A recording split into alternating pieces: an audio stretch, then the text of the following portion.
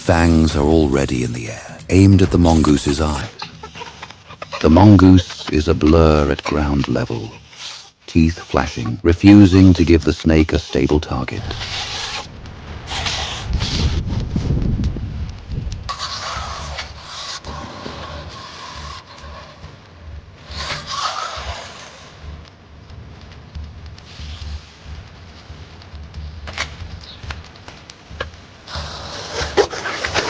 The cobra rises with its hood flared, coiled tight, saving its strike. The mongoose stays low and tense, head tilting, hesitating, waiting for the first mistake.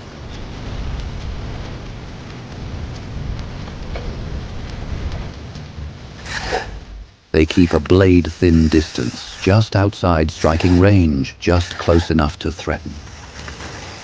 Each step forward is answered by a step back, guarding that deadly gap. If one fails here, it is not pride that is lost, but the right to exist at all. Both hesitate. The mongoose leans forward, just a breath of motion. The cobra backs up at once, sliding away, hood still high, preserving space like a shield. The mongoose inches forward again, testing that boundary, waiting for the cobra to strike too early.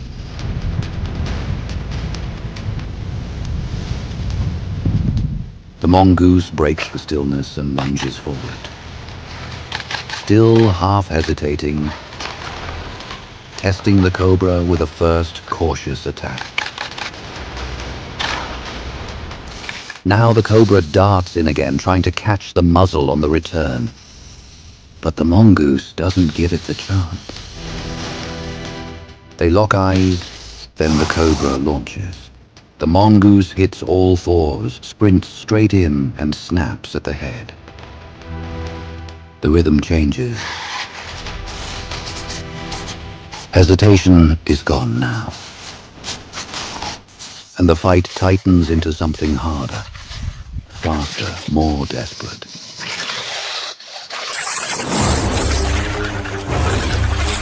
Bodies shuddering in the dust.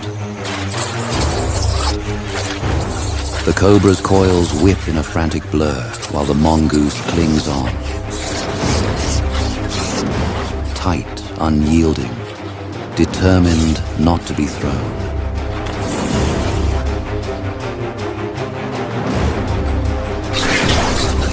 The mongoose attacks again, and again. He bites once at the skull, then again at the coils, while the cobra whips its coils in a violent shake, trying to fling it loose.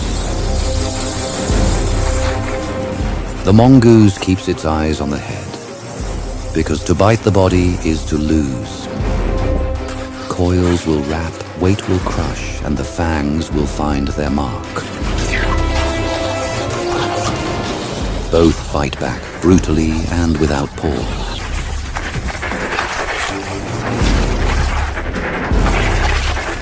The mongoose clamps its jaws onto the cobra's skull. Just behind the head, where control begins. Teeth punch through scale, a grip like a vice. The cobra bucks and whips its coils, trying to tear the bite loose.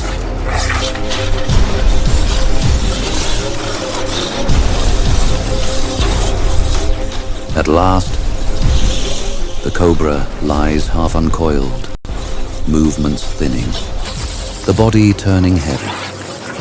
And still, the mongoose does not release.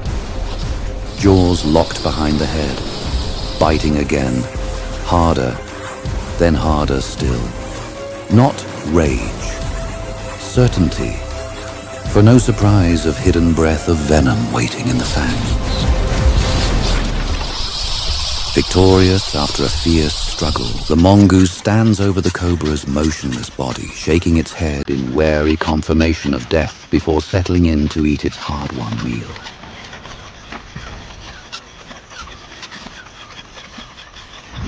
Across the grassy savanna, from grazing herds to stealthy predators, Every movement is part of a living system where survival depends on timing, instinct, and balance. The mongoose eases its head out of a tree cavity and pauses. High in the branches, a prize has been left behind. A dead snake caught in the thorns is a rare windfall of protein.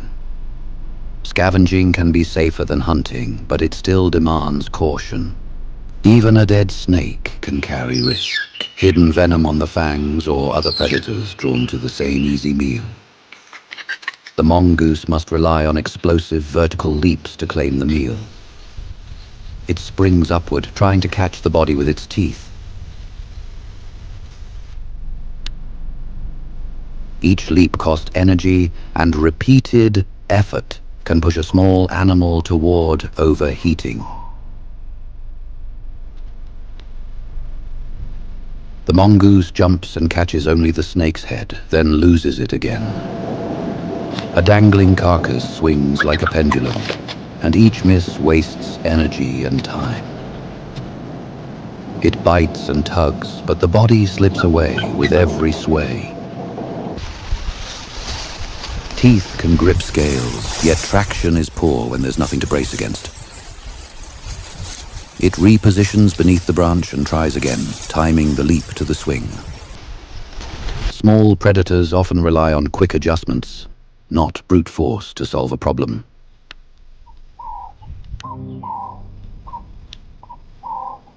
At last it grips and pulls, and the snake drops to the ground. The view widens to open savanna, where cover is scarce. A mongoose lays nearby a meerkat, close enough to touch.